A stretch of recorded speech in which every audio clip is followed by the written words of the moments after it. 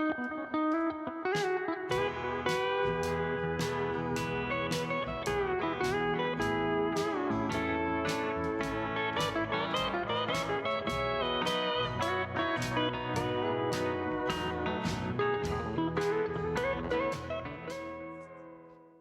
right, so welcome back to Who's Gonna Fill Their Shoes? I'm Josh, Yeah, it's Wes. and today we are going to be discussing Gary Stewart's 1975 album Out of Hand.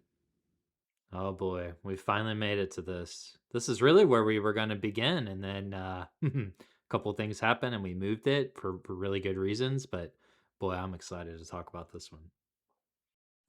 So, like you said, we basically started this podcast because we wanted to talk about Gary Stewart. I mean, to me, he's my favorite and the best country singer ever to live. And so, when we started this, I reached out to Chris Campion that work. He runs Wolf Simon Publishing Company, and I unfortunately, there wasn't a lot of information out there about Gary Stewart. And so this Jimmy McDonough book, I Am From the Honky Tonks, was coming out. And I had reached out to Chris about starting our podcast, and we hadn't even started it yet. And he was real excited about us being interested. So he sent me and Wes early copies of the book so we could read it. And I mean, I flew through this book in a couple of days, and it's over 500 pages. So Yeah, same here. Yeah, we were waiting till we could get through this and the book comes out.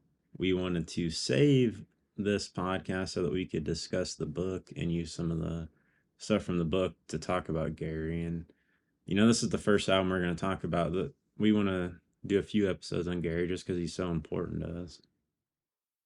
yeah, it'll be our first kind of like little mini series, and I don't know that we'll do that very often, but I'm glad. We also our last couple of episodes we skipped a week for the first time, and I think got our head around this a little bit more. And our last few episodes before this were interviews, and that was cool and it was fun. But I think this is our bread and butter, and I really am excited to talk about this in general because I've learned.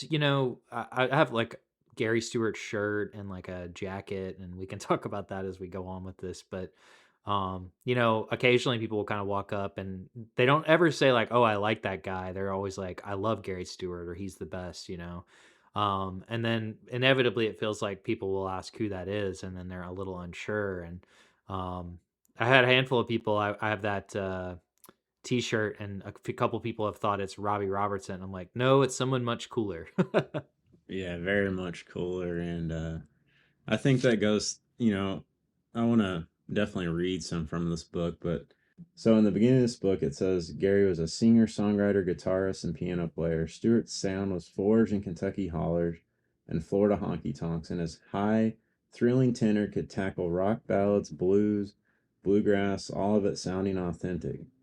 Writers often compare Stewart to Jerry Lee, one of his early heroes, but I never reference the killer when I think of his voice. Idiocentric stylists like George Jones, Roky Erickson, Jimmy Scott, Bobby Lee Trammell, and Brian Ferry come to mind instead. When Gary sang, you had to believe it, said Tanya Tucker. Dylan wrote this about Roy Orbison, but it could equally apply to Gary. It's a voice that made you want to drive your car over a cliff. He sang like a professional criminal. But yeah, I think that kind of sums up Gary and why I've always just been in love with his music and that voice. Yeah, yeah, I think that's right. I mean, we I don't really remember how you and I got to talking about him and for the first time.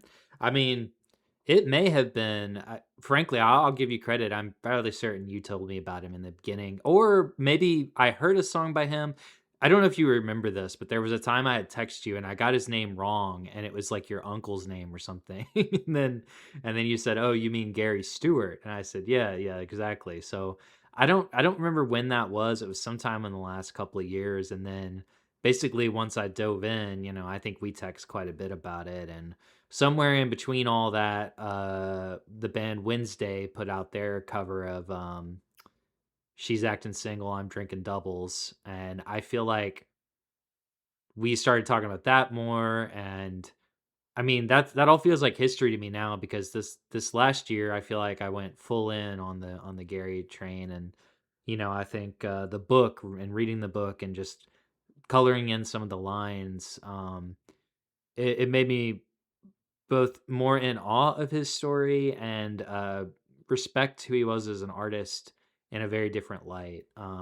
Very few books have done that for me, actually. That there's a Warren Zevon book that his wife put out after Warren Zevon passed, and I had a similar feeling after I read that, where um, it really gave extra context to the life of the person that made such impactful music to me. And yeah, this was quite a book. And like you said, it's no small feat. It's over 500 pages, but it really flies by if you care about this story. Yeah, and like you said, Wednesday covered She's Acting Single. A lot of people that I've turned on to Gary Stewart don't even like country, and they're just like in awe. And I think that's why, to me, both of us being from Kentucky, it means a lot that people feel that way about him, because I think he was that brilliant and that good that he just crossed barriers in a way that I think he was ahead of his time. And it's unfortunate that, he never really got the fame he should have. Not because fame's important, but just because he was that good. To me, he was better than George Jones with the way he could sing, and I really think he was the best to ever live. So it just goes to Yeah, show. belongs in that conversation, no doubt. It's hard to understate how much. I think we'll talk about this as we get in. I mean, we're about to talk about his debut record, and by far his most successful record. But the book colored in a lot of the context around that, sort of why that was the case. And it's interesting, Josh. I don't know if you had the same feeling, but and we'll talk about this as we talk through the tracks. We wrote this write up that we kind of go off of and riff off of before we ever read this book. And going back and thinking about these songs again, my takeaway was that the album was no worse, but what I did realize is like Out of Hand is a bit of a, it's not watered down, but it's real played real safe for the most part for Gary Stewart. Yeah, it's definitely a more of a straight, country honky tonk album for him. But it's a great one Yeah. nonetheless. So Gary Stewart, he was born in Jenkins, Kentucky on May 28th, 1944, and he was one of 12 kids that were raised by George and Georgia Stewart. And he lived there for a while, and his dad had a coal mining accident, and so they fled Letcher County. Um, I talked to Wes, in the book, it even says, it's kind of like the Beverly Hillbillies bound for Fort Pierce, Florida. When you read the story about them packing up their truck with all their stuff, it really did sound just like the Beverly Hillbillies. These guys coming out of the holler with all the stuff they had and, their whole life, and going to go down there to Florida. Well, and they sure took that slice of Eastern Kentucky life down there too. It's yeah, I mean, we won't I think we'll pull from the book some, Josh and I talked about this. We certainly want to mention it, but it's such a rich tale and there's so much in there. We could never cover it all even if we wanted to. And like more than anything, I hope everyone reads this book. So I think as we go through it and we mention parts, we're certainly not going to be exhaustive because that would take away a lot of the fun. Like reading it was such a joy. Yeah, and I think, there's in the beginning of this book, it has a quote where Gary said, "Proud of where I come from, Letcher County, Kentucky. I'm from over here, over there, and over yonder." And it includes a little snippet where it says, "I was born on May 28th, 1944, in Dunham, Kentucky, a holler, in Letcher County, Kentucky." And this was written by Gary Stewart in a scribbled autobiography on record label stationery that was found among his papers. And then it says, "My father was a coal miner in Center City Row, a coal mining camp. I was raised on a mother's love, soup, beans, cornbread, and taters." Yeah, it's I mean, they were really country living in a lot of ways, and you know, I mean, I don't know how you felt. Well, I kind of do because we talked about this a bit, but there were so many. I don't know that I ever knew anyone personally quite as colorful as some of the characters in this book, and I mean, not just characters, real people, family members of Gary's and Gary himself and the people that surrounded him. But at the same time, that spirit of people from the South and sort of the absurdity of the characters, like I, that is as much a story of like people from the South as anything. I think there's just it's hard to put a like I think there's so many stereotypes out there, and they're usually just dead wrong. Like people are just the only thing that maybe stays true is that there's a lot of wildness in a lot of the people from, where they're from in Kentucky. And, I mean, I kind of think of the way they went to Florida too. I've had a lot of friends who go to Florida, and like small town Florida is not, it's a unique kind of place too. Yeah, and it even says in here, it says Gary would prove to be the perfect Kentucky Florida split. One half Kentucky Hills moan, one half Allman Brothers twin guitar boogie woogie. And I kind of think that is a pretty good description of Gary. Completely. Yeah. I mean, it's pretty much dead on. Yeah, and it defines his music as well. Yeah. That boogie woogie sound, especially. And, one thing that, I was circling back on kind of what we were thinking when we were, writing about some of these tracks. And I remember one of them I said it sort of felt like it had a Allman Brothers influence, and lo and behold, yeah, they played. I had no idea they played such a big part in his life. I knew he had done a song with Dickie Betts. But yeah, I don't know about you, but I really liked learning about that and reading about those parts in the book. And they don't play as direct a part in this particular album, but there's some influence there for sure. No, they're not as much on this album, but if you look when this stuff started recording in 73, it even says in the book where it has some of his diary entries where he's talking about, I met one of my heroes, Greg Allman, today. And I think Gary did a cover of Ramblin' Man around the time of this recording. It just wasn't on this album. Yeah, yeah. Well, it's funny. Sometimes I feel like things are going through a resurgence too, but it just turns out it's because I happen to be like fixated on something, and that happened. I remember when I do think Gary. By the way, I was talking to somebody actually. I went to the WXNA, the radio station I do a show for. We just got done doing our annual record fair, and it was really cool. But I was talking to one of the people at WXNA about Gary, and we are just saying, he said it seems like he's going through a bit of a resurgence, and I said, yeah, I actually think he is, and makes me really happy. And I think there's a lot of people trying to lead that effort. But anyway, I really went down the Allman Brothers rabbit hole. I'd always heard some of their stuff and appreciated them, but I know Josh, you and I talked a lot when Dickie Betts died, and I started reading more about them and just sort of studying them. And there's so many. They're one of those bands you can actually find, despite the fact that like the full group has not been together for some time now, but the various members. There's a lot of live stuff on YouTube that's kind of cool, and you can go dig it up pretty easily. Yeah, unfortunately, it talks about in here the Gary Stewart Allman Brother tapes that I don't know where they are, but they exist somewhere. But I wish someone would find those and put those out there because that actually exists, but I have not Yeah, seen I'd those. like to hear that. Yeah, because I mean, he was pretty obsessed with them, and he played at a lot of shows, at least singing it with them and filling in a little bit. Yeah, it's probably worth mentioning too. I mean, sooner there's no sense in kicking this down the can. Like, one of the reasons why Gary Stewart is not making music today is that unfortunately he took his own life and has been gone for some time. And I, of course, it's hard not to think, did he get cut short because of that? But as we'll kind of talk about, mm, there was a lot that happened in his musical career that, led to maybe him sort of toiling in obscurity before he, left the planet too, which is really unfortunate. So yeah, that kind of takes us into, Gary. He once he moved down to Fort Pierce, he started getting more into music, and his mother got him a guitar. I mean, something we should talk about is they were extremely poor, but it seems like his family found some precarious ways to make money.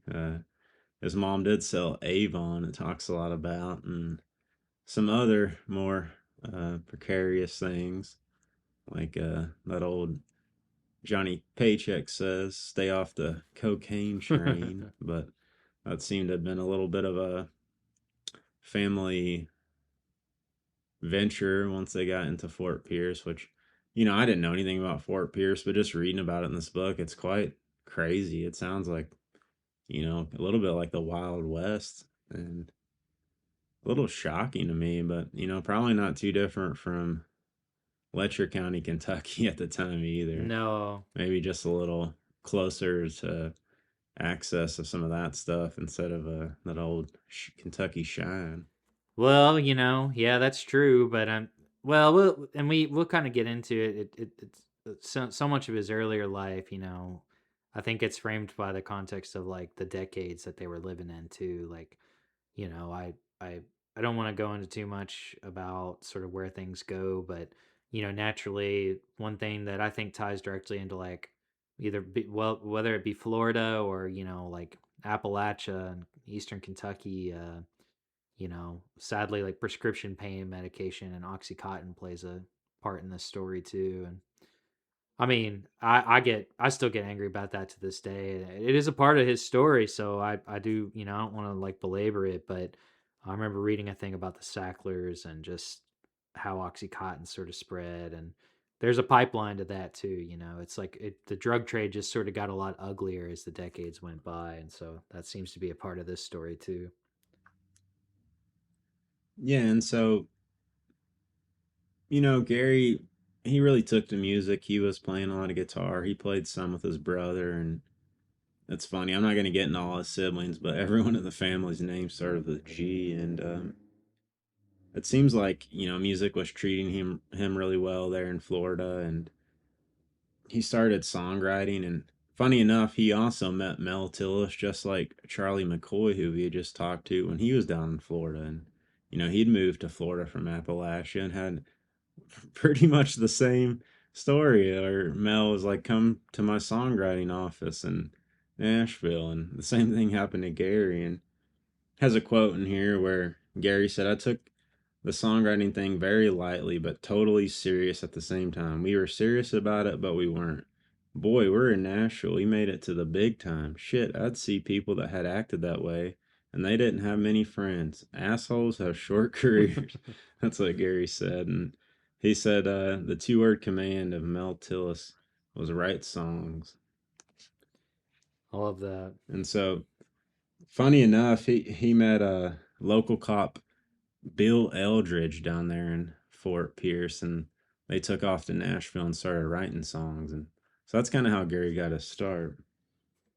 Yeah, yeah, it's cool. I was thinking too about before we move on from just Kentucky stuff. I'm looking at the book too because they talk a little bit about that too, and they talk about Letcher County and you know you being from Lexington and me spending some time there in my life too. They talk about that's the closest airport. It's about 3 hours away. I mean, it's true. A lot of stuff in Eastern Kentucky is like that's really far from a lot of stuff. I don't think people realize it. Like Kentucky's a long state. I'm from there too, but I'm not even really from Western Kentucky, kind of, It's like, but when I think Western Kentucky, I think of like, you know, I know WKU's out in Bowling Green, but I think of like Paducah and stuff. That's like as far west as you can go for the most part. But like, Eastern Kentucky stuff like that really is kind of out there. And oh no, I don't want to ruin everything in this, but I'll at least say like there's a whole little segment here about Kentucky, and at least on this, it's this is Jimmy's words too, the writer of the book. Kentuckians have their own way of doing and even saying things like hotter than a whore's doorknob on a dollar day. um, but he also says, Kentuckians do not seem to come in neon colors. Little Richard isn't from Kentucky. Bill Monroe is. And it mentions the bluegrass state produced a multitude of towering music figures, many from the hills where Gary Stewart was born. And our pal Sturgill Simpson is quoted saying, "In Eastern Kentucky, everybody plays music. It's never something you even think for a second growing up. Oh, I can do this for a living. It's what you do after work." It's true. Like I think there are just a lot of old like there's another chapter that talks about I think his grandfather maybe playing harmonica, Gary Stewart's grandfather. Um, like I don't know how it was for you, Josh, but that was true when I was growing up. Is like people just played music. Like my dad played guitar. He doesn't do it anymore, and I've never seen him do it. Maybe since I was a kid, but I mean, I just think it's a thing everybody used to kind of just do. Yeah, or they at least sing. Yeah, in church often too. For a lot of people, it kind of started that way, at least when I was growing up. Yeah, but yeah, and and this was before they had highways and stuff too. So even them driving to Florida, it talks about how long it took, and they're probably driving so slow, and then have all the highways that we have now. Oh It's my god, that was such a hard to imagine getting I around. actually think when we were talking to Charlie McCoy, he said something about that too, about how it used to take them a long time to travel. I don't remember. Maybe when he was talking about going to Florida, or going to Nashville from Florida, I think is what he was talking about with that. But yeah, I don't know. Growing up, I always used to hear about that, like especially because I used to come to Nashville a lot before I lived here, and I'd always hear about from where I lived. Used to and actually only about maybe 10 years ago or so they changed this, but it used to be you'd have to take the Pennyrile Parkway all the way, and then you'd get off and like have to go through part of Hopkinsville, and then reconnect onto I-24. And that's because I guess it used to be like maybe Highway 42, but my parents always talked about that when I was growing up. Like, well, at least you can take part of the interstate to get down there, and it's like, I mean, it's easy to forget that's not a luxury that we've had forever. Yeah, for sure. But anyways, back to Gary. So he wrote some songs for Nat Stuckey, some different people. That he had some decent success with Bill songwriting there in Nashville, and they actually started to work out at Bradley's barn with Jerry Bradley and Owen Bradley, and they had a lot of success there. And he kind of let him record some as well, but mostly they were just writing songs for people. And you know that first song was like 1959, so we're talking about Out of Hand being 1975. So they wrote songs there for a while, and then Gary kind of just got disenfranchised with Nashville, and just he wanted to get out of there. That wasn't really a place for him. I don't think he really loved writing songs. I don't think he hated it, but I think he realized, he needed to be playing his own music. Yeah, yeah, seems like it. And I think we'll. I don't know. Is that a good time to start talking about this album then? Maybe because feels like I mean we're gonna talk a lot more about some of the background in this, but I think we kind of covered you know a decent amount about sort of Gary to give a primer to this, but I'm excited to talk about this record too. Yeah, I mean, we could talk forever about the background, so I definitely want to just talk about this album because I think it's so important. But so we had talked about Jerry Kennedy, who sadly just passed away, but his best friend growing up was Roy Day, and basically similar to Jerry, Roy started working at RCA, and he was able to start producing his own records there at RCA with under kind of the guise of Chet Atkins and Bradley as well. And so the first person that he pitched to record an album of was Gary Stewart's a name he threw out. And funny enough, they said there was somebody saw Gary and he had overalls on, no shoes, long hair, driving a dump truck. Can you imagine that skinny little guy driving a dump truck? So that was what their premise was of Gary at the time, where he had just totally fallen out. And it puts that quote in the book, but it actually never talks about if that was something he was really doing or just some silly rumor in Nashville at the time. And it says after that pitch, Bradley spoke to Stewart on the phone, and I said, "Well, I hear your hair's down over your shoulders. I can't sell that. If you'll cut your hair, we'll sign you." I'll never forget it. Gary came up, walked in the office, and he had his hair cut. He had it kind of long, but it wasn't hanging straight down. He spun around and said, Well, how's that, boss? Will that work? I just laughed and said, yeah, it'll work. On March 30th, 1973, Gary signed to RCA Records. So that was when he got his first record contract. Yeah, and I mean, I feel like based on what we read in the book too, that Roy Dea was such a proponent of his music and really stuck by him for a long time. And we don't always, well, we do talk about who produced these albums and sort of who's involved, but yeah, he's such a, of all the people we've talked about, he really had such a hand in many of these records happening, and this one in particular, and definitely deserves a shout out in that sense. Yeah, and if you think about to RCA at the time, that was Chet Atkins. You had Elvis on the label. We talked about Charlie Pride, Dolly Parton. It was one of the biggest labels, if not the biggest label at the time, but it was also some of the most commercial and more pop centered acts as well. Into RCA then, and it was a pretty standard contract. I think we can get more into this later about whether or not that was the right label for Gary to be on. I think at that time it was. I mean, he hadn't established himself in any way as a recording artist up really until that point, and they believed in him, and they had to their accessibility. They had the whole Nashville A team there to be able to record with him. So Yeah, no Studio doubt. B, it's hard to pass on that. And I mean, if you're trying to make a country record, that's the people you want to have helping you. Well, and if you go by this debut, I mean, it was pretty successful.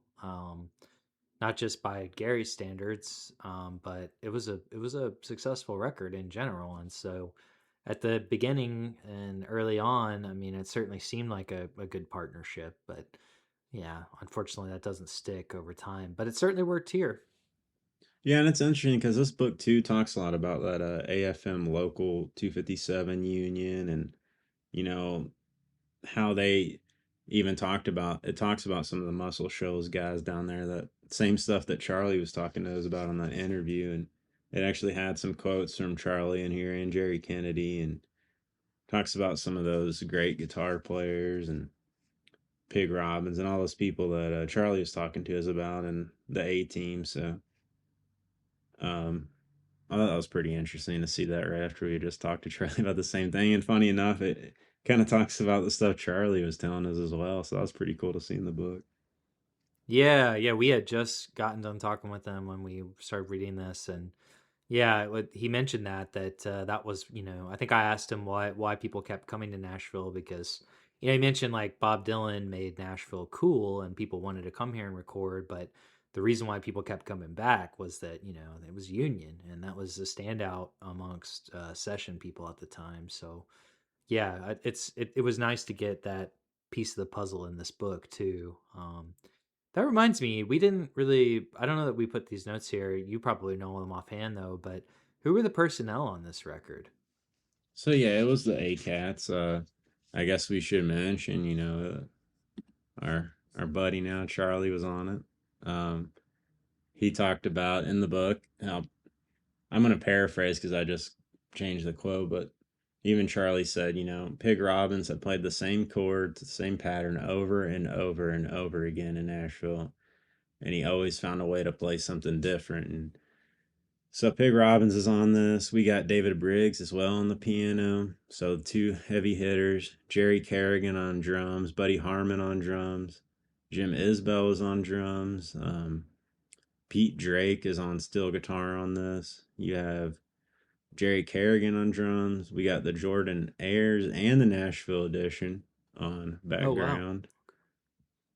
Um, Tommy Williams on fiddle. Reggie Young was on guitar. Gary Stewart's obviously playing guitar, piano, singing. Del Sellers was on this one. Weldon Merrick also played some pedal steel on this. It's a little all over the place, mostly because we'll talk about it. There was a few different sessions that made up this album. So I think it was a little different depending on which set of songs they were recording at the time. Yeah. Yeah, makes sense. I mean, it sounds like actually, relatively speaking, the recording sessions for this album went pretty well. And I think Gary was pretty together for this, like just a success all around, really. And makes sense because I think things went. I'd have to go back and look at the specifics in each one, but I don't remember this being like um, an extremely difficult recording session for these. Like even if it was stretched across a few, it seems like they got together, they had good people, they worked on it and they kind of crunched this out and it worked out really well. Yeah, well, it was. We'll talk about it here, but it was definitely a few different sessions too, and so we can start with the first track on the record, which is Drinking Thing. And, it just starts off with every day I tell myself it's temporary. I mean, man, once Drinking Thing starts, you're like, all right, this is something different. We're on to something. And this song was written by Wayne Carson, and he wrote the letter for Alex Chilton's Box Tops back in the day. And I guess Chet Atkins had heard this song maybe. But this was the first song they recorded, and he wrote quite a few different great songs. Wayne Carlson, he would go on to write. I mean, he also wrote "She's Acting Single," which we'll talk about. "Whiskey Trip," helped write 10 years of this. In the book, it says most were booze related, written from personal experience. Carson said, "I not only wrote songs about whiskey, I did something about it." Well, that's kind of interesting too, just that, he's the one who wrote it. I think one thing that surprised me in this book is that, I associate Gary with a lot of drinking songs and, he had a lot of them, but he really wasn't like a hardcore drinker. I mean, he would drink sometimes, but like it really wasn't his poison of choice more often than not. So it's kind of fascinating that he did these very convincing drinking songs. Yeah, and we can talk about more of that later, but it's funny. There's a lot of quotes in the book about how Gary would just buy beer bottles and put them on the stage and he was drinking water and people would leave and go, "Man, that guy was absolutely smashed up there. He was just completely wasted." And it was really because Gary was just so eccentric on stage. He wasn't even hadn't even drank anything. But he definitely was smart about playing into that in a way, just because I think it left people bewildered. Yeah, it's like I mean, the only person I can think of that could pull something like that off was John Dunsworth, the guy who played Mr. Leahy in Trailer Park Boys, Yeah. because he was sober and I think for the entire time of that show and always playing like a very convincing drunk. But yeah, that's such a good anecdote too with him drinking from the water cup, but people think he's just wasted. And he was just that like erratic as a performer, and I mean that as a compliment too. Yeah. Oh yeah. There's not a lot of videos out there, but you can see it when you watch them. Carson, he actually wrote "Always on My Mind," that famous song. But that was probably Really, his I didn't biggest know. song he ever wrote. Yeah, he kind of. I mean, he wrote some unbelievable songs, for being honest. But the book gets into this, so we can start where it said Stewart recalled that the three songs were cut for Gary's first RCA session, May 30th, 1973, which was Drinking Thing, I See the Want in Your Eyes, and Rednecks, White Sox, and Blue Ribbon Beer, which we talked about. Johnny Russell recorded that, and I would kill to hear Gary's version, but it says in the book that no one knows where it is. It's got to be out there somewhere in some RCA vault or something. But I love Oh that yeah. song. Johnny Russell sang it great, but I'd be pretty curious to hear that version. I'd like to hear it with Gary's singing because he's got that sort of warble he can do, and it's perfect. I mean, it's really shines on this song too. Yeah, we this song. What a great way to kick this off. I did not realize it was the first one they recorded too, but I mean the studio session guys really warmed this up too because it's pretty bleak. I mean, as best I can tell, it's about kind of drinking yourself to death because you have there's a cheating lover involved and It's yeah, I mean, what's the chorus line? I got this drinking thing to keep from thinking thing. Yeah. That's pretty dark. Yeah, and it says in the book, on the surface the song is about addiction, a subject that would turn out to be grimly fitting for both artist and producer. And like we said, it says here, contrary to popular belief, booze was not really Stewart's poison, although he would occasionally tie one on if pills were out of reach. But it says alcohol was Dea's vice. So Ah, I see. I actually forgot about that mention of that. yeah, So, well, that's not unusual either. We're talking about the '70s in Nashville, and it's there was a lot of boozing going on, no doubt about it. There still is in this city, but probably even more then.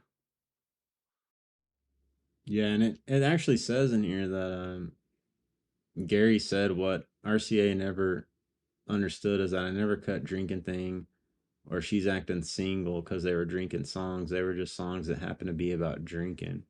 Drinking is secondary to the real subject matter. Dea said that, not Gary, sorry. And he said they're about a loser, a guy being shit on, man. And Gary knew just how to express it.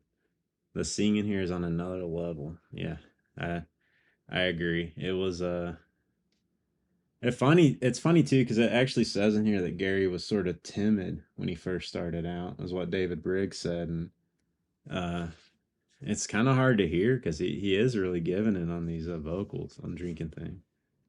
Well, you pointed out too, though, there's not a million videos of Gary Stewart out there, but and especially not too many of him talking and speaking. But compared to like his singing voice, his speaking voice, he was very soft spoken. It's not something I think that I would have expected or known without like looking up videos of it. But I could see that coming off as timid too. Like he doesn't seem like if you met him and you started talking to him, it doesn't seem like he would come off immediately as like the person that he was because he's so soft spoken.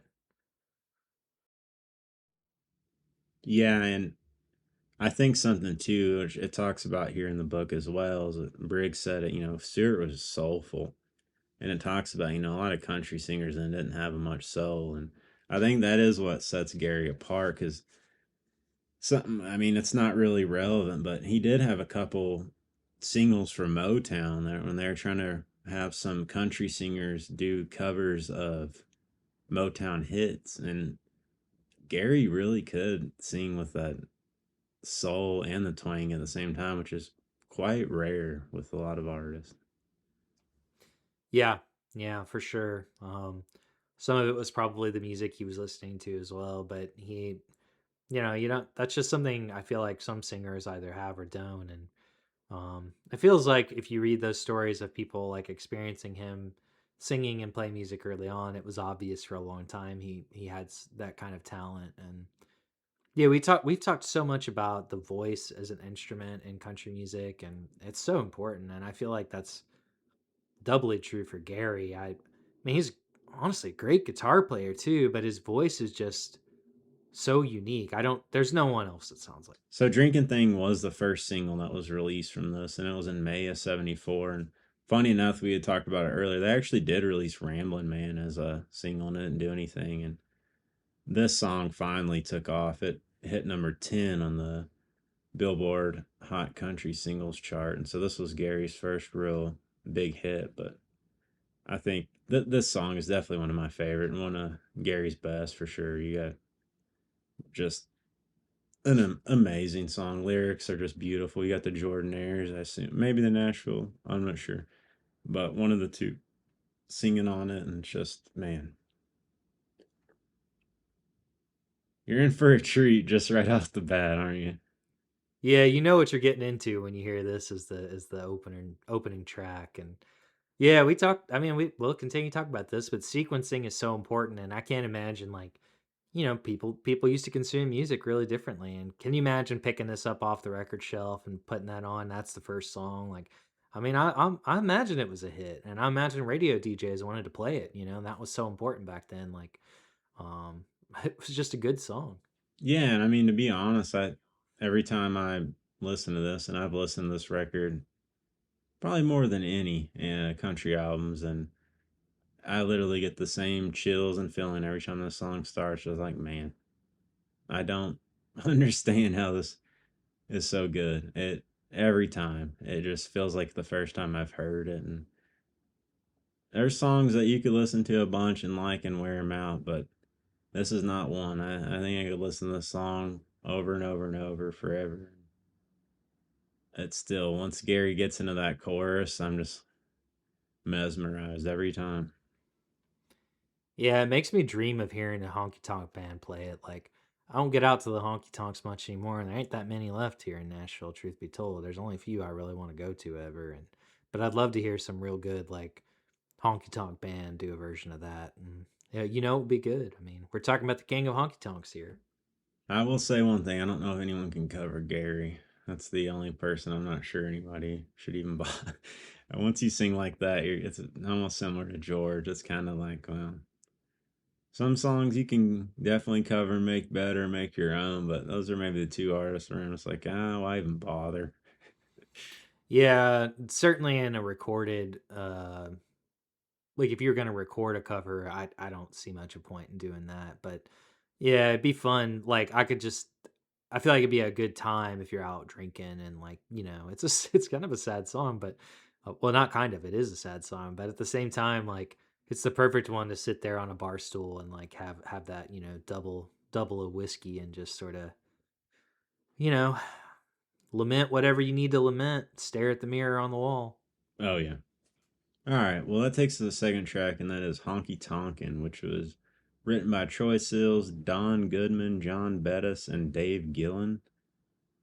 This track, it starts off more rocking, and this is definitely a more southern rock influenced Stewart song, and it becomes a major part of his sound. It's definitely more of a honky tonk southern rock song that's kind of similar to what will become known of Gary, and not as honky tonk as this album is. Yeah, it's funny too. We were just sitting here talking about honky tonks, and here we are honky tonkin'. Yeah, it's definitely a little more upbeat than the last one, no doubt. I mean, very traditional honky tonk, and it's like the chaser after that opening track. But what I'm really happy about with this is a lot of these old country albums in the mid '70s that we've covered. It felt like what they would do is kick it off with a real upbeat song as the opening track, and then like immediately take the air out of the tires and just have like a ballad and like a really slow song. And I'm glad that this is a good follow up to the opener. Yeah, this is definitely maybe, I wouldn't say, I guess we'll think about it. It might be my least favorite song on the album. It's not bad. It's just, this is a good song. It's fine. I don't have a lot to say about it. I think it's just the least remarkable one.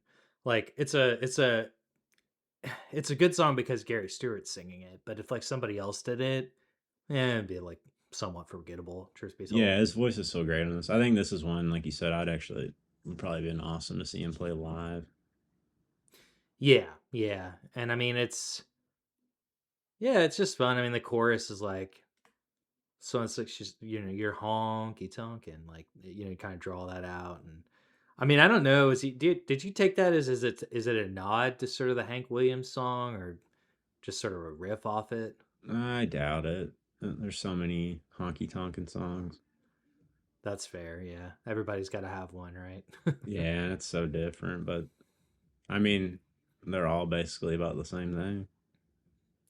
Yeah, more or less. I mean, people still, I guess, maybe are people still writing honky tonk songs? Maybe not. I I don't did, but know. I no, mean, they I don't still know about exist, but anybody barely. else.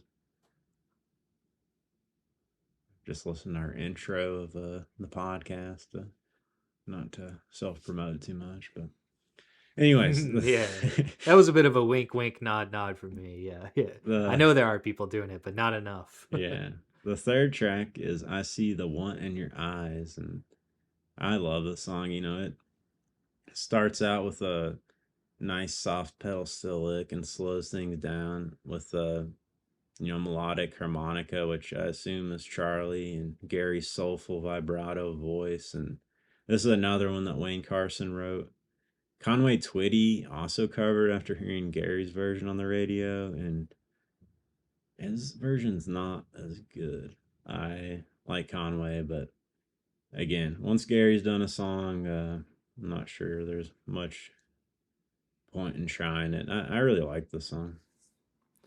It's really pretty. And yeah, I would agree. The Conway version, you're the one who told me about that, and it's good. It's Conway Twitty, but I mean, there's no Gary Stewart. That's just completely different. And yeah, I linked to this in our thing, but there's a I actually don't know the story. I'd have to read about it more, but there's a Gary Stewart live album, at least on title, King of the Honky Tonks Live. But in the opener to it, Gary Stewart says, like he starts the song by saying the title, like he says, like, I see the want to in your eyes, and like then they sort of kick into it. And I thought that was so interesting. Like he's like nodding towards like, yep, that's what we're about to do. And it's really soulful. And I mean, I just don't know anybody that can make you feel the pain of a song like he can do.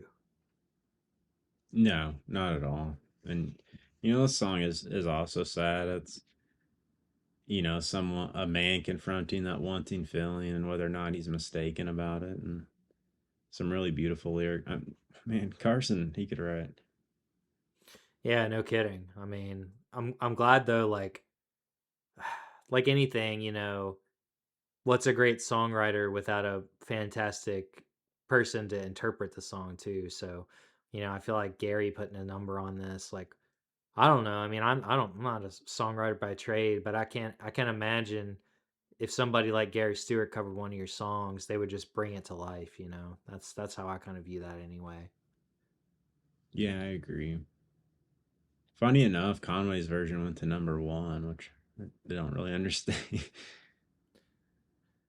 Yeah, maybe just more a product of its time or just more name recognition. I mean, Conway.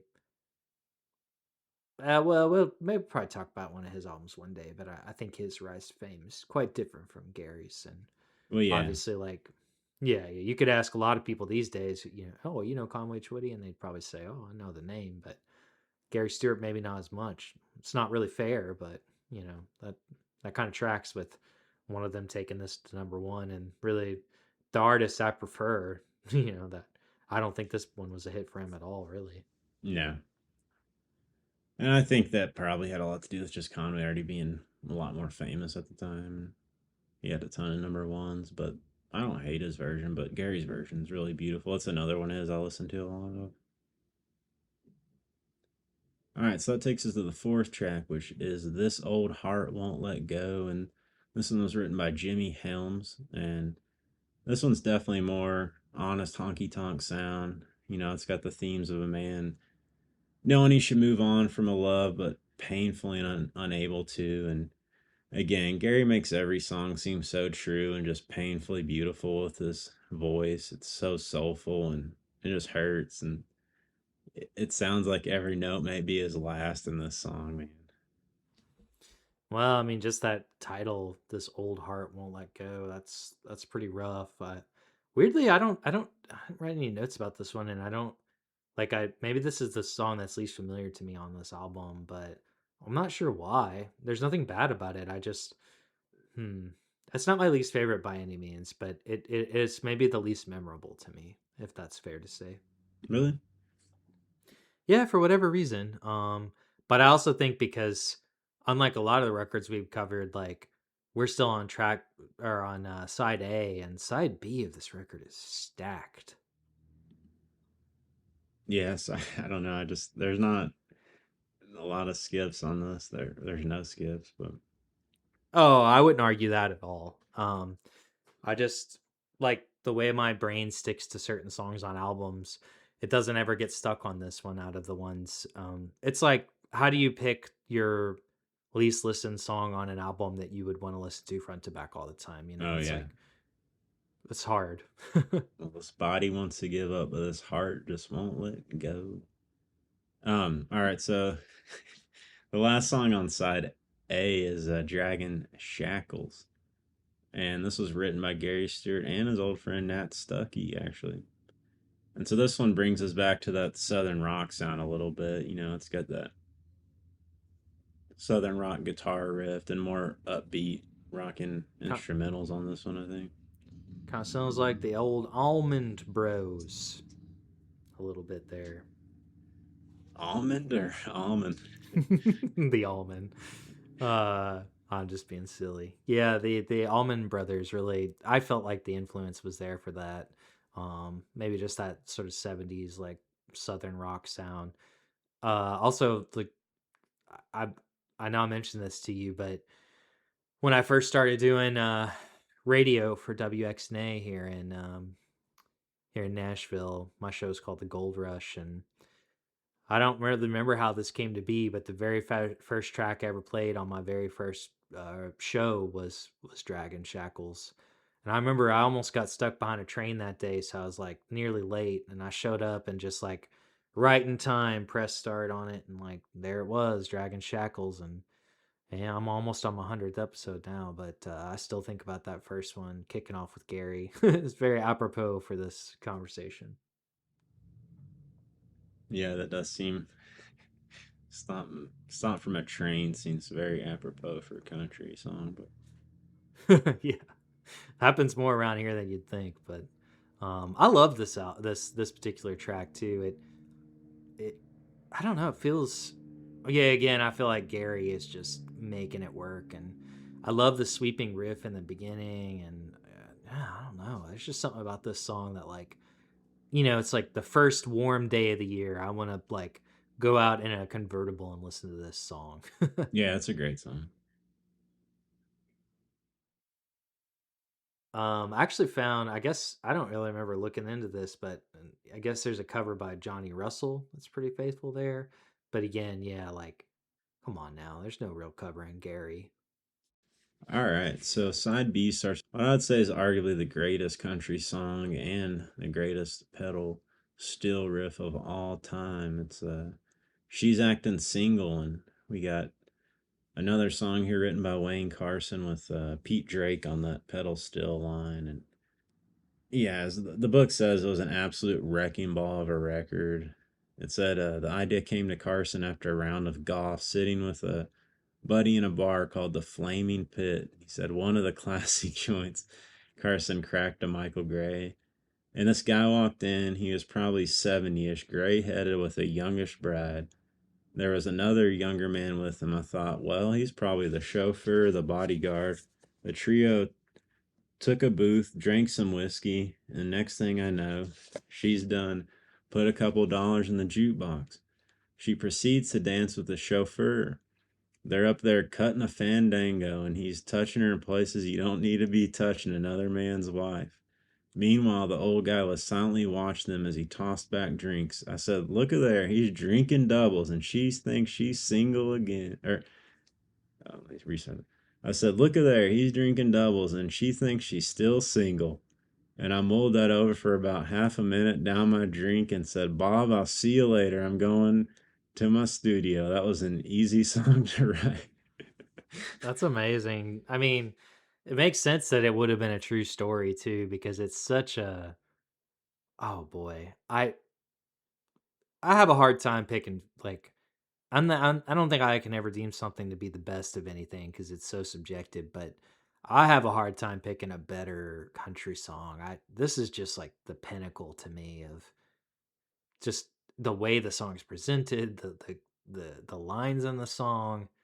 Oh boy, I mean, there's certainly I can't really name a better broken-hearted sort of drinking song than this.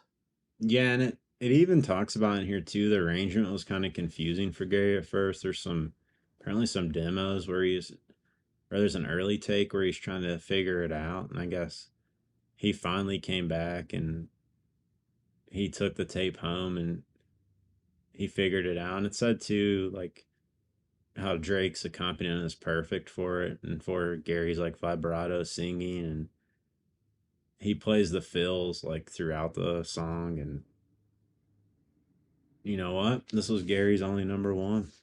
And I that's a shame. I mean, not that that stuff matters in the end of the day, but I would put this on willing to argue with anybody. This is the best country song ever made.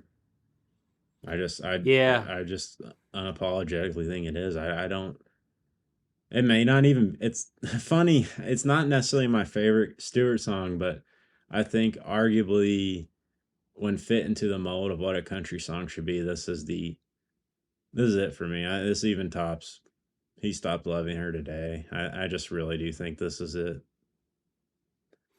yeah, I would agree with that. It's a well, instrumentally, I do love "He Stopped Loving Her Today." But those are such different songs, and I like them for such different reasons.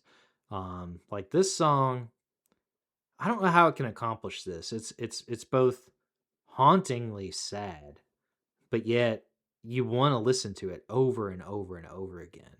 Like it just booms out from the record or whatever way you're listening to it. It's just yeah, I can see why it was number one. I can see why people would want to hear it. Gary sells it so well.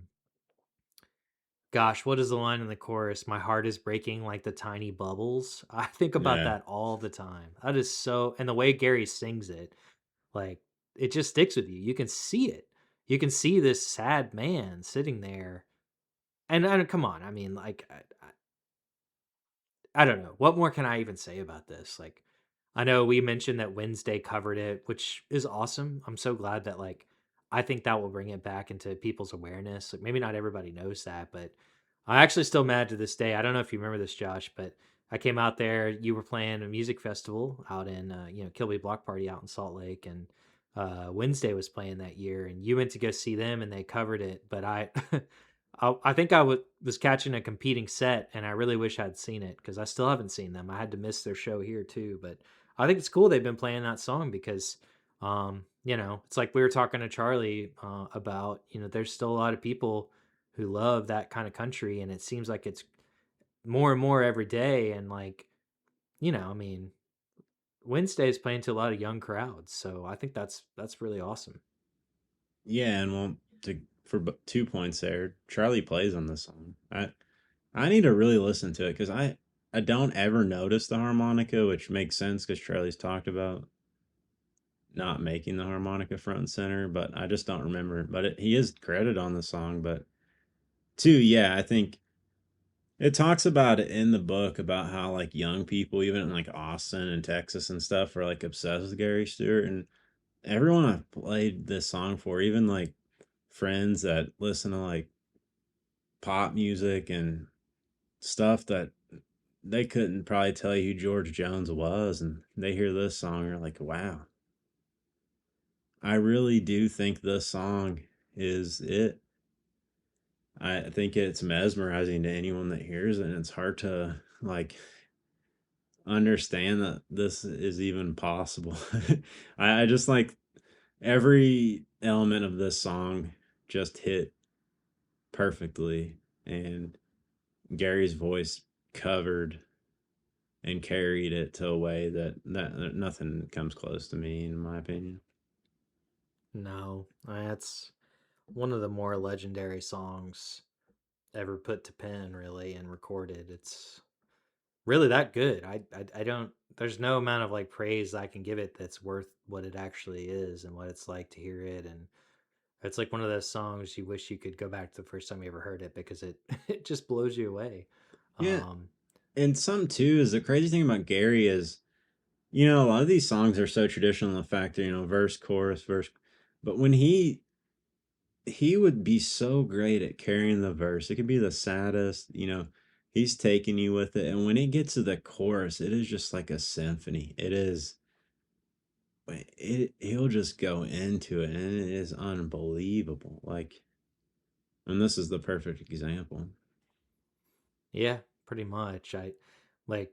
Sadly, neither you nor I ever saw him play, and it's just a shame. And I can't imagine like hearing this song. And of course, they played it a lot, at least as far as I can tell. And there's not that much recorded live Gary Stewart, at least that's out there from what I think that's just factually true. I don't think it's a matter of like we haven't been able to find it. There's just not that much. But certainly one thing that it seems from that I learned from the book is he played a lot of live shows. Early on he was playing I think he was both playing in Charlie Pride's band and opening occasionally, right? Am I remembering that correctly? Correct. And that's something we didn't really talk about because it's too convoluted to talk about everything. But while he was recording this album and while he put it out, he was still in Charlie Pride's band, mostly playing piano. Yeah, yeah. Which is I did not. I think you maybe told me you were aware of that. I did not know that before reading the book, so that was fascinating to me, especially because we just recently talked about Charlie Pride and sort of did a deep dive on him. And yeah, I can't. That's such a strange. And they mention it in the book, like or Jimmy mentions it in the book. You know, that was not the best pairing in the world in terms of what Charlie Pride's audience expected and what Gary Stewart gave people in a live setting. Yeah, I agree. But anyways, if you haven't heard that song, you have to listen to it. Which takes us to track 7, which is a Michael Martin Murphy pen tune called Backsliders Wine. And this track, it's more of a gospel inspired country vibe. You got what I assume is a Jordanaires backing Gary on the chorus and a nice pedal steel melody following Gary singing throughout the verse. It was a great story here about a honky tonker living the honky tonk lifestyle in the bars and being warned by his mother not to fall in that trap of booze and honky tonkin'. I love that line, fight for your rights, but son, don't fight for right. I really like this song. Do not drink that backslider's wine. I know. What do you think that was? Mad Dog, Boone's Farm apple wine? Probably some homemade one. Yeah, something that's not very good. Yeah, you you pointed out. I guess Jerry Jeff Walker did a version of this song too. Yeah, I could see that. he probably was making it. Oh yeah, certainly. That's a guy I think probably was boozing it a little bit more.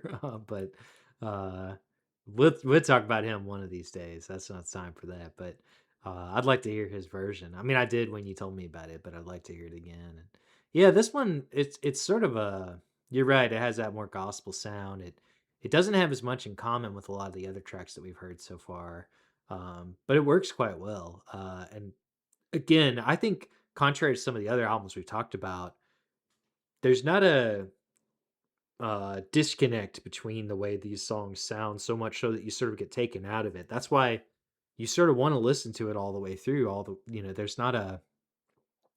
It was very well sequenced. I'm glad that they put it in the order that they did, and I yeah, there were some good production choices on this, and they really highlight a lot of different things that Gary could do.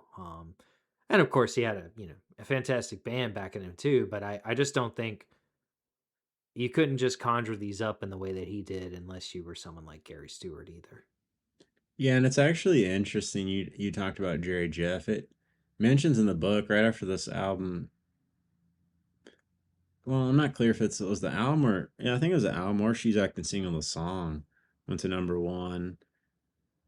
He blew into Fort Pierce just to play at the honky tonk there, and he had no pedal steel. It's kind of his rock and roll band, and apparently there's a tape that exists, and he it was for She's Acting Single because he said we're celebrating number one song, but he asked the crowd, "Do we have any rednecks here tonight?"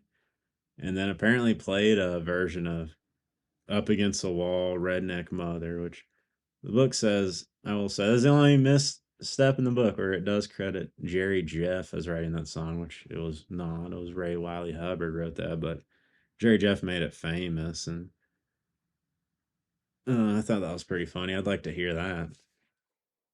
Yeah, me too. I mean, it's I can't really imagine. You're saying Gary had a version of Up Against the Wall Redneck. Yeah, he played it live to celebrate the number one single of She's Acting Single. Well, I love that. I mean, again, I don't want to get stuck on Jerry Jeff, but there's some great live performances of him doing that song, and it's a song that seems to lend itself into a live setting because it's very like it's like a very theatrical song in its own way, um, which I feel like fits Gary quite well. Yeah, I agree. But yeah, I mean, I guess I derailed us from Backsliders Wine. I was drinking too much of it. I fell off the train here, but not really. But I do love this song. Yeah, me too. It was one of the ones I've known out of hand for a little while now, but when I went back to listen to this album, and every time we're prepping to talk about one of these, I'll listen to an album over and over and over again, sort of like building up to the time that we talk, so that I'm really familiar with the songs. And that's one of those ones that really stuck with me in a way that didn't before. You know? Yeah, I agree. Which takes us into track 8, which is a nice song about a little, as the book says, an enterprising Kentucky redhead, and it's a sweet country red. And this one ties into, Gary's Kentucky roots. And this was another one written by Dan Sills and Don Goodman. Yes, raised on Kentucky hard times. Well, we know a little bit about that, don't we? Oh, yeah, as everyone in Kentucky does, and definitely Gary did. Yes, yes. Yeah, there's that line, I think that I pulled out of this. She pulled out of East Kentucky, looking good and feeling lucky. Whole lot of woman, that country red, sweet country red. Yeah, and the Um, background on that, it's like, that was probably the Jordanaires. I love that. I like oh this yeah, song a lot too. It's definitely another one of those little rocker honky tonkin songs. This is a great one. I wrote in my notes here. I don't actually remember writing this either.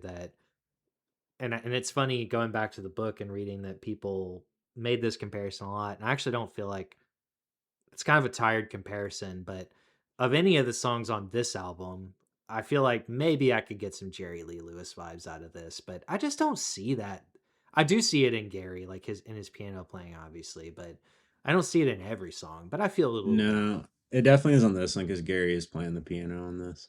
That's him. So Yeah, and he's more like a rockabilly vocal on this. So this one I would say is pretty Jerry Lee influenced. yeah. Of all the songs on this, especially that one feels very much in that DNA, and it's like a foot tapper song. You really want to like. What was the phrase? Would you call this a boogie woogie song? Oh yeah. Yeah, I think so too. I like this one. It's different. It's a little bit more I don't know if played for laughs is the right phrase. It's not as sad as some of these other songs. No, this isn't a sad song, I don't think. No, it's just fun. Like if you actually played this in a honky tonk, I do think it's the one where people.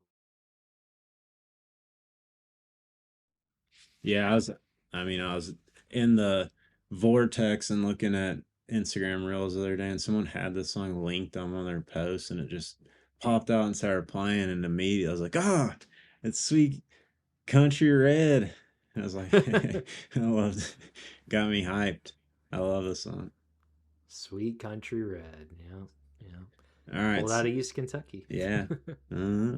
Feeling good and feeling lucky. All right. Track 9. And I would say this is up there where She's Acting Single for me as far as Gary's best. We got Out of Hand, which was written by Tom Jans and Jeff Barry and features another great guitar intro in tandem with the pedal steel and leads into, Gary singing, I never intended to even know your name, which, he building throughout the verse to lead into Gary giving us his all in that chorus again with that painful vibrato and pushing his voice to the brink. Feels like when Gary, like even that opening line, I never intended to even know your name. He drags that out so much in the way that he sings. It's like someone saying five or six sentences in one. And, it's like not the whole thing of, I feel like Southern people often, the stereotype is like we talk slow, we don't talk very fast or whatever. And it's not that. I just feel like he can make one turn of phrase sound like six in the way that he's singing it, and I especially feel that way about the opening lines for that song. Yeah, I agree. And two notes for about this is funny enough. I part of my witchiness. I actually found the Tom Jans record this week at a store for $1, and I'm shocked because it is a very obscure album, and I was pretty hyped to find it because I actually like his version, but it goes to talk about in the book.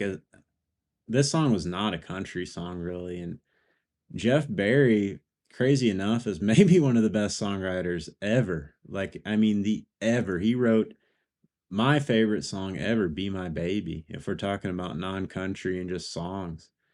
He also wrote River Deep Mountain High. And I mean, if you go look at the songs he wrote, he's still actually alive. It's mind blowing. So it's quite interesting that he wrote this with Tom Jans, and because he was kind of like a folky type guy. And Gary said this song wasn't very country, but by the time we got through with it, it was.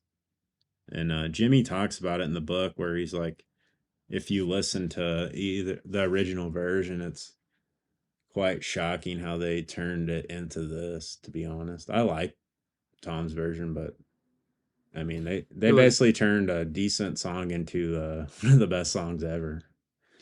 well, they had the best person to do it, which goes a long way. Yeah, "Be My Baby." Well, it wasn't just you who thought that was one of the best songs ever. Our dearly departed friend Brian Wilson obviously felt that way as well. But um, yeah, it's fun to think about. It's crazy that that's the same writer. Really, that boggles my mind. I remember you told me that when we first started talking about this, and I still have a hard time wrapping my head around that. Yeah, when I found that out, it took me a while to process that was even a thing. Yeah, it's almost the same as when you told me about the singer from the New York Dolls being the same person as what was his Buster Dexter Point, yeah, Poindexter, Dexter. Buster Poindexter. Yeah. Hot, hot, hot. Yeah, yeah, I think I felt the same way, the Yeah, same level of shock. that's the different kind of Um, shock, I think. yes, yes, but yeah, one thing about this song too, just sort of, there's so many like double entendres, and it's just like a song about like jaded and jilted losers. It really made me think of a lot of like we talked about this before, but very like DCB and David Berman coded, David Cloud Berman. This one like is, I feel like I would have loved to hear him sing this song, honestly. Um, I actually don't know. Did he ever say much about Gary Stewart? Are you aware? He did. He liked him as much as Paycheck. Yeah, I that did makes find sense. something he said in an interview one time that I think it was about She's Acting Single. I think he said that was one of the best songs ever. Do you feel like this is sort of like a song that would work for him and his style? Um, y- yes and no, only because the chorus is honestly maybe the hardest thing I've ever heard someone sing. If you try to sing it, I Mm, I you're think right. however Gary hits those notes seems unworldly. There was much about him that seems unworldly, to be honest. Someone who like just sort of blazed their way through this earth in a way that so few do. And yeah, I love the riffs kind of moving between Gary's swooning vocals. At least in my notes, I said, this is the ultimate honky tonk track. Seems like I felt that way about every track, which is kind of true, but it is true. I mean, oh my good lord, this song is a heavy hitter. I mean, it's as someone who seemed to be singing from the heart about living through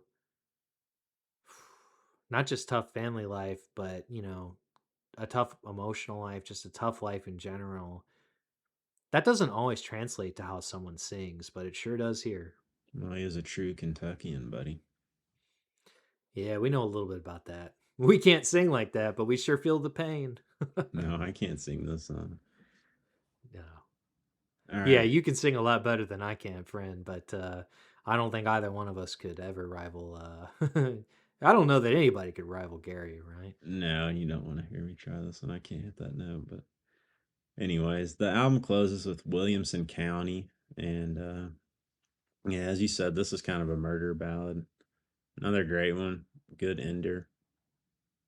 Uh, it was written by Gary Stewart, Mary Lou Stewart, and Rick Durrett. So, this is one that he had his wife credited on. And she did write with him. as you'll find in the book, sometimes it's a little shady on if she actually did write it or not. But this is early on, so I would believe she actually did help write this one. Seems like it. I I find this interesting in general because I remember reading, I believe in the book they mentioned at one point when he was going to do some more stuff out in Nashville, they moved out to Williamson County. You know, back then you could live out there and be an artist and stuff. And I think maybe, if I remember this right, that they were living in a trailer park out there. Yeah. Yeah, so that would never happen nowadays. Like Williamson County is sort of where like all the real rich folks go. I mean, Nashville too, but Davidson County, but Williamson County even more so. And it was a different place back then. You know, it didn't have that same vibe. So kind of interesting to think about, but I find it to be haunting for different reasons. But clearly he did as well. This murder ballad about that. I must say, you say it like Williamson County, but he's singing it Williamson County. Like he's really like enunciating it and drawing out Williamson, which boy, I just love it. I mean, it's a dark ass song too. You don't talk about some of these other songs being dark. I mean, this is just a straight up. I say this a lot, but what Dallas Wayne always says, good old fashioned murder song. It sure is. Oh yeah, this is a dark song. That's a great song. I mean, I assume that's Charlie on the harmonica, but it's an eerie sounding song, but not in a weird. I mean, I love this song, but I love every song. So Well, I think when you and I first talked about it too, we talked about you wouldn't really know if you were just listening to this song, say it was playing and you'd reach the end and you weren't really listening to the lyrics that closely. It's not played like a dark song. It's not played like a murder ballad necessarily. Like it doesn't sound dark on the instrumentation, but the lyrics sure are. yeah, but that takes us to the end of this album, and you know, Jimmy says it's for an album that was basically patched together single by single because Bradley said you can sell you can make an album easy, but selling an album's hard. And I don't think RCA really wanted to put something out until they had several singles. And, so Gary had proven himself with the hits. And so they just put the whole album out. And Jimmy says Out of Hand holds together beautifully as an album. There wasn't a weak or boring cut. I'll be damned if I can name another debut album where the artist sounds so thrilled to be delivering the goods. Which is hilarious because the note you put on here before we even read this book, as you said, is there a better debut album from a country artist? No, seriously, I can't think of many. None that showcases their talent better. So, I mean, I it's just true. I don't know how you can not feel that way about this album if you hear it and know it. And then the more you know about Gary, the more you it really the thing about it is not all these albums, a lot of times they'd pick somebody who had something they could do well and they'd come in and sing some songs and then they'd do like some okay versions of other songs, and we've seen that in a lot of these. Like they're good songs because it's the person that's doing them that makes them good, but like in Gary's case, all these songs really seem to lend themselves to the things that make him special, and I just not a lot of debut albums that do that. no. The only thing bad about this album is the album cover, which it talks about in the book and how much Roy hated it as well. He said he cleaned out Gary's file and got rid of all the headshots that looked like that. And it's so corny where it even puts the single titles on the front. And I don't know. It was as Roy said, it says in the book, I hate it. It's just a standard old RCA album cover, a Bruno of Hollywood shot.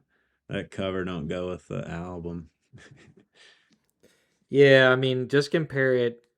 I mean, both the front cover and the back cover are great, but if you were gonna do it, like look at the back of I'm from the Honky Tonks, Jimmy's book, and this photo of Gary is just so much better. Everything about it is great. Like There's a ton. from yeah, there's so many good photos in it, but just yeah, to like I mean the album sold well. So I suppose in a sense, like if you're trying to sell records, clearly people picked it up and thought, well, this looks good.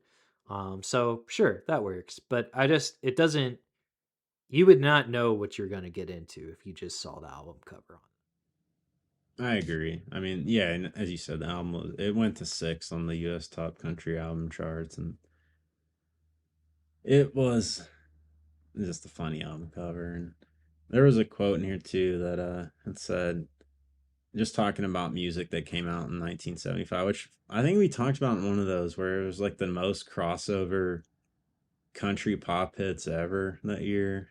Um, We did yeah, talk about yeah, that, yeah. yeah.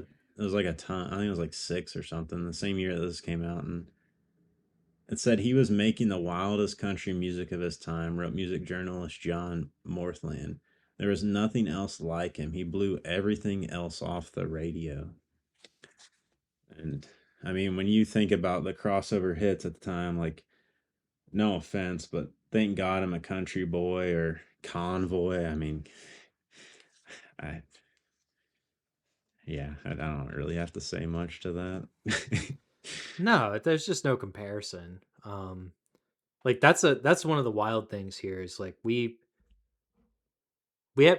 a lot of what we've talked about when we've talked about these other albums, not Gary's, is we talk about how good they are compared to, you know, some of the things coming out today or what's getting played on quote unquote country music like radio in 2026. But here we're not we don't even there's no sense in even comparing Gary Stewart to that. That's not that's a those aren't even in the same league. Those aren't even in the same universe.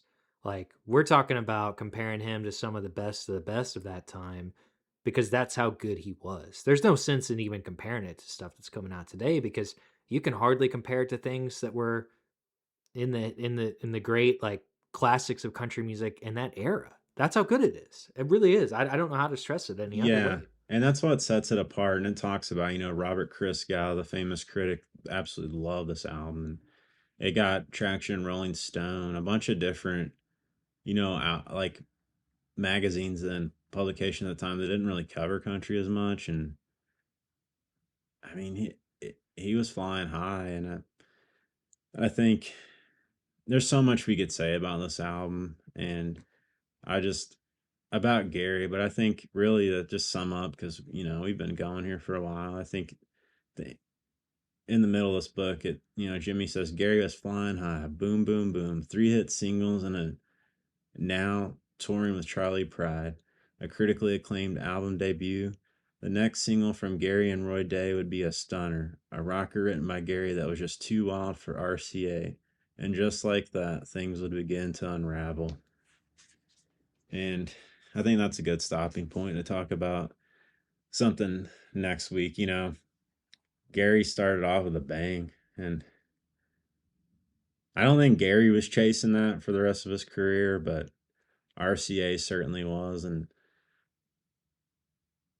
it's hard to top this album, and sadly it kind of, you know, led him down a path in a way that was destructive, at least his music career.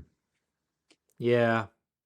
Well, I'm not sure you could top this record even if you tried, but at the same time, I'm also not so sure he was interested in doing that, as you kind of, touched on there. And I mean, I don't think there's a better album in his discography because of sort of the way that so many of we'll talk about this, but a lot of the great songs, they just wouldn't cut them on the albums, or they'd put them in weird orders, or like, and we know that now with the joy of, retrospection, and we can go back and say, aha, you should have been putting this on, and this would have been a hit, and that would have been good. And, sadly, that's just not how it worked back then for Gary in terms of what happens in his career. And it's just, I don't know that there's a better album, but his story, there's just so much more. And there are some songs that will hit the peaks of the songs that are on this. But yeah, we're really just we're scratching the surface of his story, which is amazing to say of someone when you're covering such a like legendary album, but he's one of a kind in that sense. Yeah, and I think, we'll talk about some more records here in the coming weeks, but Definitely no one made a better debut album than Country. I think a couple of his albums are close, maybe as good. And unfortunately, there's not a lot of unreleased stuff that talks about in the book that we haven't heard that, I mean, Jimmy says is better. So I, who knows? But if you've never heard this record, please, please listen to it. You're missing out. Front to back, truly front to back. It's worth it. And again, we are referencing Jimmy McDonough's book that will be coming out. I am from the Honky Tonks about the life of Gary Stewart. It is one of the best books I've ever read. Just absolutely heartbreaking, gut wrenching, and beautiful at the same time. And just, I would say this is one of the of any books I've ever read. It reads like fiction because it's hard to believe this was someone's life. Yeah, no doubt. I love reading sort of um musical bios like this, but this is, I think, the best one I've ever read. Certainly my favorite. I read it so fast. That's how I know I'm enjoying a book. And I have to say too, shout out to Chris Campion for of Wolf and Salmon for sending us a copy so that we could read it and color in some context around another. The thing that's in common here is we all love Gary Stewart, and I'm so thankful to those two people, Jimmy and Chris, for giving us this, because what a joy. And I've seen some people sort of talking about the book already too, and I think it's going to bring Gary's life and music to way more people. um, and that's just cool. I don't know, I mean, what more can you ask for? Because he deserves it. I mean, this is music that, hmm, you just can't do wrong. And Gary was a one of a kind sort of guy in every way possible. Like you said, Josh, it feels like fiction sometimes, but it wasn't. It was just the life of Gary Stewart. Life of a honky tonker. And I'll end with this. I agree with you. Thank you so much, Chris, for sending this book and being willing to release it because no one wanted to release this book. And I know I'm biased, but this really is one of the best music bios I've ever written. And as I said, Gary was, I mean, it's not me thinking, oh, this Kentuckian guy is great. You got Bob Dylan, who was singing his praises and mesmerized by Gary Stewart. There's talks about the Clash. There's a lot of bands and musicians that like were totally mesmerized. Not just like this guy's good, like genuinely could not believe that he he was a real musician. And Jimmy did so much work on this, and I mean, if he wouldn't have done this, none of this would ever existed. And I really do think this book's going to help bring to light a lot of stuff that, like, man, it would have been it would be a shame if Gary was forgotten in a way that he shouldn't be, and he should be remembered with the likes of anyone. I mean, it even talks in the book when Jerry Kennedy and Roy Day they saw Elvis from the start, and they said that Gary was just as magnetic and maybe better as a performer. I mean, this is not you and I just saying, "Man, this guy was good." Like when people saw him, they couldn't believe it, and yeah, he deserves all of the credit that he could ever get. And the last thing I'll say is the Country Music Hall of Fame is what it is. The fact he's not in there is a joke. It makes I mean, some of the people they've introduced and some of the people they've inducted in that Hall of Fame, with the fact that Gary Stewart's not in there, just kind of makes that Hall of Fame just discredits anything they even try to do. In my opinion, it's kind of comical, and so he should be in there and should be front and center. And so we will keep talking about Gary Stewart. Thank you. Until next time, this is Who's Gonna Fill Their Shoes. Adios. Adios, sayonara.